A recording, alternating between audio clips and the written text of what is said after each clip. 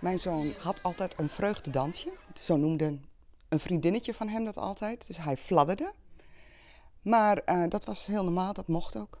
Hij mocht in de klas altijd even van de stoel afstaan en even stuiteren. Dat kan ook zijn dat een leerkracht zegt, nee, dat beginnen we niet aan. Dat is heel onrustig. Maar bij hem werd dat gewoon geaccepteerd. En alle kinderen in de klas vonden het ook heel normaal. Het gaat om de leerkracht, want die moet het onderwijs vormgeven in de klas. Het gaat om de ouders, want die spelen daar een rol in. Die kennen hun kind heel goed en weten wat het kind zelf nodig heeft. En het samenwerkingsverband of andere partijen kunnen daarbij ondersteunen. Ja, want wat is jullie taak precies? Wij zijn bovenschools aanwezig om de scholen die aangesloten zijn bij het samenwerkingsverband, om daar ondersteuning aan te geven. Dus dat betekent heel concreet, op deze school ben ik wekelijks aanwezig, heb ik gesprekken met de zorgcoördinator, heb ik gesprekken met leerlingen, met ouders, heb ik soms observaties in de klas om docenten handvatten te geven van hey, hoe kan je beter omgaan met deze leerling of met deze klas. Ik zet trajecten uit voor leerlingen die bijvoorbeeld een time-out functie nodig hebben en tijdelijk buiten deze school een traject gaan volgen. Nou, dat zijn een aantal voorbeelden van wat ik hier doe.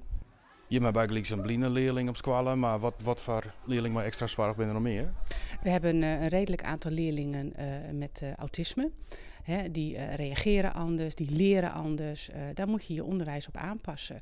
Nou, dat doe je met de docenten, met de mentoren. Soms ook met wat hulp van buitenaf. Als een kind contact heeft met de GGZ-jeugd. Je kan dan denken aan een kind wat bijvoorbeeld een wat tragere verwerkingssnelheid heeft. Of wat minder goed kan plannen. Die help je. Die geef je wat minder opdrachten. Zo kun je allerlei voorbeelden bedenken om zo'n kind toch het reguliere onderwijs te laten volgen. Maar wel aangepast aan hem of haar. Want dat is je plicht als school, hè? Ja, wij hebben die plicht om dat te doen. Dat is per wet vastgelegd. Dat doen we uiteraard in overleg met ouders en met alle betrokken partijen. Ga je kijken naar hoe kunnen wij dat hier op onze school vormgeven. En dat kan met hele kleine aanpassingen, met een aangepaste les of een aangepast rooster. Of met hulp van buitenaf die in school komen om deze leerling te begeleiden. We hebben een 10-tal interne pedagogische medewerkers die leerlingen een half uur per week kunnen ondersteunen. Dat zijn er wel vaak de sociaal-emotionele problematiek. Dat kan allemaal. En dat doen we. Toch blijkt het dus voor ouders nog een heel ondoorzichtig en woord van regeltjes te wezen. Dus er kan eigenlijk nog wat verbeteren worden. En vooral in de gearworking begreep ik, tussen de scholen, jeugdhulpverlening, gemeentes. Dat is ik zo? Ja, ik moet wel zeggen dat we elkaar wel steeds beter weten te vinden. Maar ik merk wel dat het initiatief wel vaak van de school uit moet gaan. Dat wij contact moeten opnemen, bijvoorbeeld met een GGZ-jeugd. Van wij hebben een leerling hier, die loopt bij jullie of heeft bij jullie therapie. Kunnen wij samenwerken?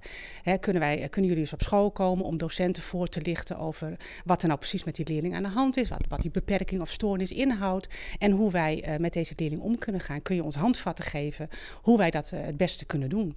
En daar weten we elkaar wel steeds beter in te vinden, maar het kan nog wel verbeterd worden, absoluut. Wat vaak genoemd wordt is door het onderwijs de lastige ouder. En heel veel ouders die willen absoluut geen lastige ouder zijn. Dat is het eerste wat ze baasje voor willen waken. Maar ja, je wordt al snel gezien als een lastige ouder als je ergens naar vraagt. En dat voelt al, die rol is al heel erg onprettig. En durf je eigenlijk al niet meer goed te zeggen wat je eigenlijk dient te zeggen in het belang van je kind. Of, ja. En daar krijg je als ouderplatform dus van te jaren. Ja, dat horen we regelmatig. Ja, er zijn regelmatig ouders die bij ons komen of die we in ons netwerk hebben. Die zeggen van, ik weet niet meer welke kant ik op moet. Ik krijg dit te horen, ik krijg dat te horen. En ik weet het ook niet. Ze zeggen, er is geen geld. Of ze zeggen, dit kunnen wij niet. Of je bent een lastige ouder. En thuis zitten zij met de frustratie en het verdriet. Want hun kind gaat er aan onderdoor. Ik begrijp wel dat er vooruitgang is geboekt. Waar merk je dat aan? Wat is die vooruitgang? Is dat te omschrijven? Dat is al lastiger, maar ik denk dat de grootste ontwikkeling van passend onderwijs is de verschuiving van het verschil waarin voorheen werd gekeken van, oh, dit kind heeft autisme of heeft ADHD of heeft een probleem en dus moeten we dat gaan organiseren. Is nu een verandering van veel meer kijken van oké, maar dit kind heeft een bepaalde onderwijsbehoefte. En hoe ziet dat eruit en hoe kunnen we dat dan gaan organiseren? En ik denk dat dat de grootste verandering is. Om deze samenwerking meer body te geven, meer inhoud te geven, hebben wij dit symposium georganiseerd voor al deze partijen om elkaar te vinden op dit symposium aan de hand van goede voorbeelden hoe het wel kan. Hoe die samenwerking op een goede manier vorm kan krijgen. In het geval van dat een kind thuis zit, die niet naar school op dat moment kan.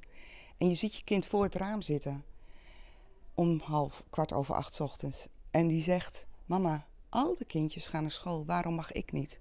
Dan breekt dat het hart van jou als ouder. En dat is denk ik toch heel erg belangrijk dat we dat realiseren. Dat we allemaal een eigen rol hebben. De ouder, het onderwijs, de jeugdzorg, het samenwerksverband. We hebben allemaal onze eigen rol, maar we moeten het wel samen doen.